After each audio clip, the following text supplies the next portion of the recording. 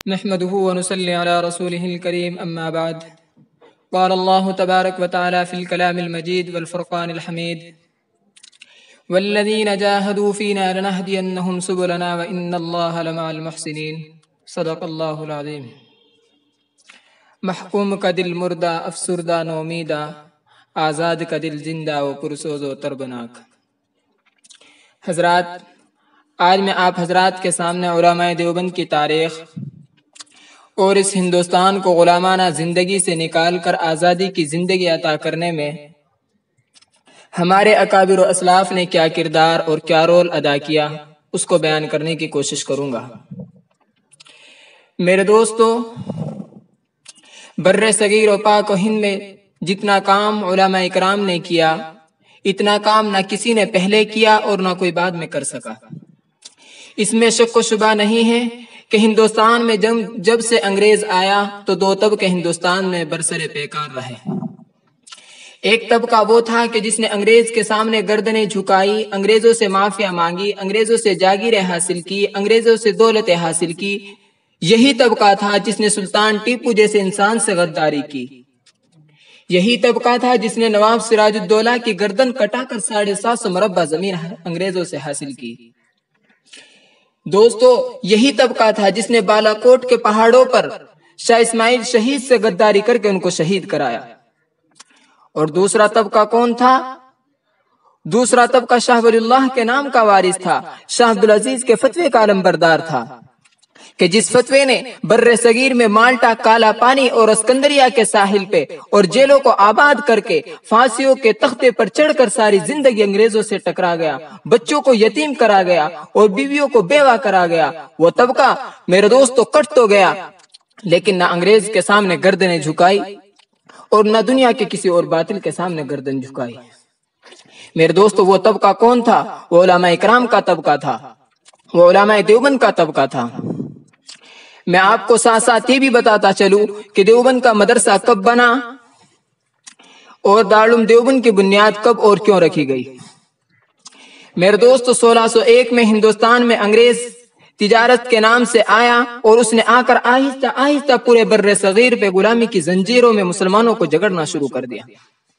اس کے بعد ایک وقت آیا کہ 1739 میں شاہ عبدالعزیز محدث دہلوی شاہ ولی اللہ کے گھر پیدا ہوئے اور شاہ عبدالعزیز نے 1762 میں ہندوستان کی تاریخ میں سب سے پہلا فتویٰ جہاد جاری کیا اور کہا کہ انگریزوں کے خلاف جہاد کرنا فرض ہو چکا ہے. اور اس سے قبل سلطان ٹیپو میدان میں آتا ہے. سلطان ٹیپو نے انگریز کے خلاف تلوار اٹھا کر میسور کے ساتھ لڑنے کے لیے مقابلے میں آتا ہے. میرے دوستو، میں آپ کو یہ بھی بتاتا چلوں کہ ٹیپو سلطان کون تھا. ٹیپو سلطان اپنے دور کا اتنا بڑا ولی تھا، اپنے دور کا بہت بڑا ولی تھا، لیکن افسوس صد افسوس کہ آج ان لعنتی قسم کے مؤرخوں کو دیکھو کہ جنہوں نے سلطان ٹیپو کی تصویر غلط طور پر کتابوں میں چھاپی ہے.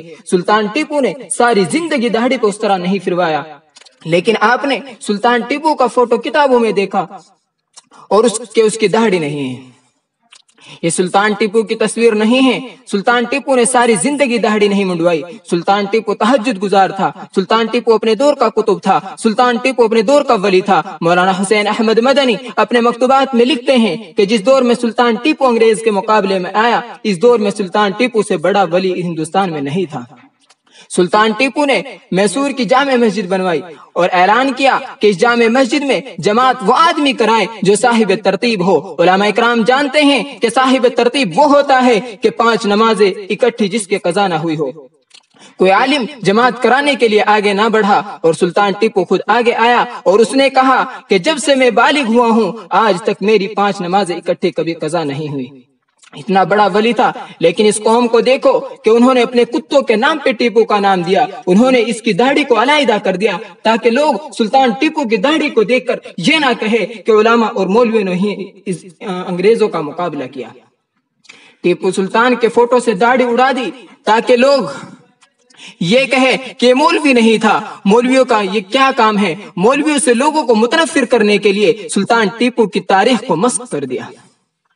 سلطان ٹیپو 1752 میں انگریز کے مقابلے کے لیے اٹھا. میں مختصر کرتا ہوں کہ آپ کو معلوم ہونا چاہیے کہ 4 لڑائیاں سلطان نے انگریز کے خلاف لڑی.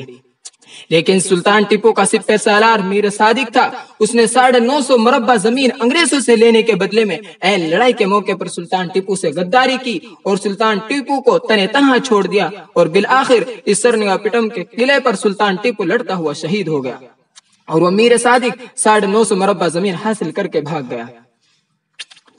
اس کے بعد 1856 میں ہندوستان کے تمام علماء اکرام کا اجلاس دلی میں ہوا۔ ان علماء اکرام کو یہ فیصلہ کرنا تھا کہ آیا ہم انگریز کی مستقل غلامی اختیار کرے یا انگریز کا مقابلہ کر کے اس دنیا سے چلے جائے، یا انگریز کی اطاعت قبول کر لے، یا یہ فیصلہ کرنا تھا۔ میرے دوستوں، میں بتاتا چلوں اس میٹنگ میں کون تھا۔ یہ سب کچھ اس لیے بتانا پڑ رہا ہے، علماء اکرام کی تاریخ کو، علماء دیوبند کی تاریخ کو اس لیے بتانا پڑ رہا ہے کہ آج ہماری نو نسلیں ان اکابر اسلاف کی تاریخ سے ناواقف ہونے کی بنا پر ان یورپی تہذیب و تمدن سے متاثر ہونے کے بعد وہ یہ سمجھ بیٹھے ہیں کہ ہندوستان کو غلامانہ زندگی سے نکال کر آزادی کی زندگی عطا کرنے میں ہمارا کوئی رول نہیں رہا ہے۔ سنو، اس میٹنگ میں مولانا قاسم نانوتوی، حاجی امداد اللہ مہاجر مکی، شاہ اسماعیل شہید کے رفیق کارواں اور سید احمد شہید کے مرید مولانا جعفر تھانیسری، مولانا ولایت علی، اور اس کے علاوہ اس میٹنگ میں مولانا مملوک علی موجود تھے۔ ان میں سے ایک شخص نے کہا کہ ہماری تعداد بہت تھوڑی ہے، ذرا سمجھے۔ مولانا قاسم نانوتوی نے فرمایا، کیا ہماری تعداد غازیان مدر سے بھی کم ہے؟ جب یہ بات کہی میرے دوستو تو پورے مجمع میں آگ لگ گئی۔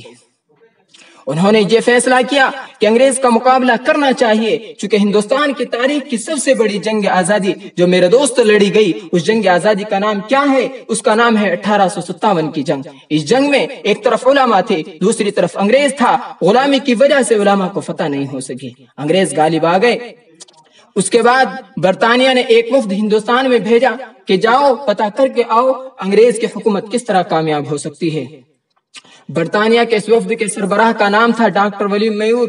اس نے رپورٹ لکھی کہ جب تک اس بر صغیر میں مولوی موجود ہے، قرآن کریم موجود ہے، حافظ قرآن موجود ہے، علماء اکرام کی جماعت موجود ہے، اس وقت تک تم کامیاب نہیں ہو سکتے۔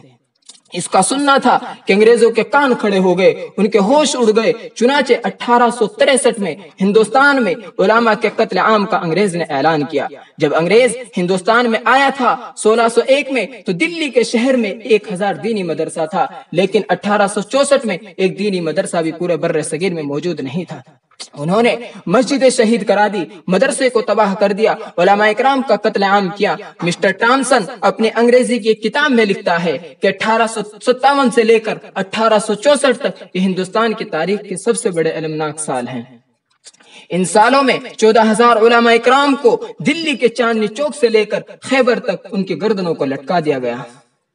اپنے اکابر اسلاف کی تاریخ سے ناواقف ہونے والوں، سمجھو ہمارے اکابر اسلاف نے اپنا خون پسینہ بہا کر اس بلبلان ہند کو سینچا ہے اور اس کو آزاد کرانے کے لیے اپنا تن من دھن لگا دیا، اپنی جانوں کو نچھاور کر دیا۔ 14,000 علماء اکرام کو مسٹر ٹامسن اپنی کتاب میں لکھتا ہے کہ شاہی مسجد کے صحن میں انگریز نے پھانسی کا پھندا بنا کر 100 علماء کو ایک دن میں پھانسی دی اور ان کو بوریوں میں بند کر کے پھینک دیا جاتا اور ان کو گولیوں کا نشانہ بنایا جاتا۔ ٹامسن کہتا ہے کہ عجیب موقع تھا کہ علماء کو سوروں کی کھالوں میں بند کر کے جلتے ہوئے تنوروں میں ڈالا گیا، علماء اکرام کے جسموں کو تانبے سے داغا گیا، علماء کو ہاتھیوں کے اوپر کھڑا کر کے درختوں سے ان کی گردنوں کو باندھا گیا۔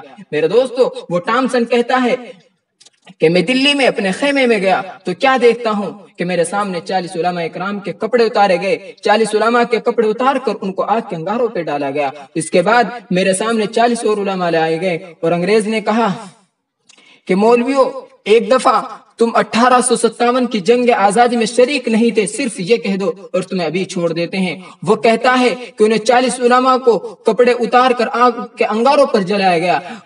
ٹامسن کہتا ہے کہ مجھے پیدا کرنے والے کی قسم کہ پہلے 40 علماء آگ پر پک گئے، دوسرے 40 علماء بھی آگ پر پک گئے، لیکن ایک عالم نے بھی انگریز کے سامنے گردن نہ جھکائی۔ میرے دوستوں، یہ علماء اکرام تھے۔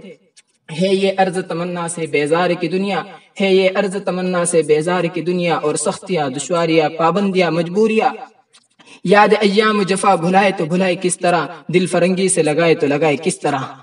میرے دوستو، اور پھر ہندوستان کی زندہ جاوید تاریخ اپنا رخ بدلتی ہے، اور اب میں اپنے اصل موضوع پر جانا چاہتا ہوں کہ 1767 میں مولانا محمد قاسم نانوتوی नानोतवी को ख्वाब में रसूल अल्लाह सल्लल्लाहु अलैहि वसल्लम की ज़ियारत नसीब हुई तो आप सल्लल्लाहु अलैहि वसल्लम ने मौलाना नानोतवी को हुक्म दिया कि देवबंद की जगह पर एक दीनी मदरसे की बुनियाद रखो।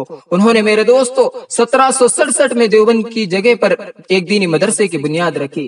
मेरे दोस्तों इसी दीनी मदरसे का सबसे पहला तालिब इल्म शेखुल हिंद मौलाना महमूद हसन देवबंदी पैदा हुए कि जिसने सबसे बड़ी आलमी तहरीक रेशमी रुमाल की बुनियाद रखी। यही शेखुल हिंद है कि जिस के तिलमीजों में मौलाना अशरफ अली थानवी जैसा हकीम उल उम्मत पैदा हुआ। शेखुल हिंद वो है कि जिसके शागिर्दों में वो अशरफ अली थानवी पैदा हुआ जिसने 2800 किताबें लिखी। शेखुल हिंद महमूद हसन देवबंदी वो है कि जिसके शागिर्दों में अबैदुल्लाह सिंधी पैदा हुआ, अल्लामा शब्बीर अहमद उस्मानी पैदा हुए, जिनके शागिर्दों में अल्लामा अनवर शाह कश्मीरी पैदा हुए। यही मौलाना हुसैन अहमद मदनी जैसे शख्सियत पैदा हुई। वो हुसैन अहमद मदनी जो 18 साल पैगंबर के रोजे पे हदीस पढ़ाता है, वो हुसैन अहमद मदनी जो 4 साल माल्टा के जजीरे में अपने उस्ताद की खिदमत करता है, वो हुसैन अहमद मदनी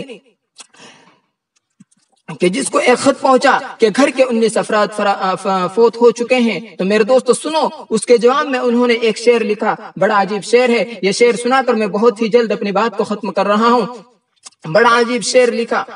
मौलाना महमूद मदनी ने अल्लाह को खिताब करके कहा, तेरे इश्क में कोहे अलम सर पे लिया जो हो सो हो, तेरे इश्क में कोहे अलम सर पे लिया जो हो सो हो, ऐशो निशाते जिंदगी तज दिया जो हो सो हो। मेरे दोस्तों आज हमारे लिए जरूरी है कि हम उलमा इकराम की तारीख से वाकिफ हो, हम उलमा देवबंद की तारीख से वाकिफ हो। इसमें मेरे दोस्तों शक नहीं है कि जितना काम देवबंद के उलमा इकराम ने किया, हमारे अकाबिर और असलाफ ने इस हिंदुस्तान को इस बुलबुलान हिंद को आजाद कराने के लिए अपना तन मन धन और अपना खून पसीना जितना बहाया है, मेरे दोस्तों दूसरे लोगों का इतना पसीना भी नहीं बहा है। आज हमारे लिए जरूरी है कि हमारी नौ नस्लें जो इन मदारिस से दूर, इन मसाजिद से दूर, इन खानकाहों से दूर और अपनी तारीख और उलमा इकराम की तारीख से दूर है, वो ये समझ बैठे हैं कि इस हिंदुस्तान में हम किराएदार की हैसियत से हैं। नहीं, बल्कि हम इस हिंदुस्तान के हकदार है, कोई किराएदार नहीं है। हमारे लिए जरूरी है कि हम अपने बच्चों को और खुद भी अपने अकाबिर असलाफ की तारीख का मुताला करें और उससे सबक हासिल करें। अल्लाह ताला कहने सुनने से ज्यादा अमल की तौफीक अता फरमाए और उलमा देवबंद की कुर्बानियों को देखते हुए उनके रास्ते पर चलने की तौफीक अता फरमाए। वाखिर दावाना अल्हम्दुलिल्लाहि रब्बिल आलमीन। MARB दीनी मालूमात चैनल को सब्सक्राइब करें और घंटी वाले निशान को जरूर दबाएं ताकि हम जब भी नई वीडियो डालें वो आप तक पहुंच जाए। वीडियो को लाइक और शेयर जरूर करें। व्हाट्सएप ग्रुप में शामिल होने के लिए आप अपने व्हाट्सएप नंबर से ऐड लिखकर मेरे व्हाट्सएप नंबर 8908939343 को मैसेज करें।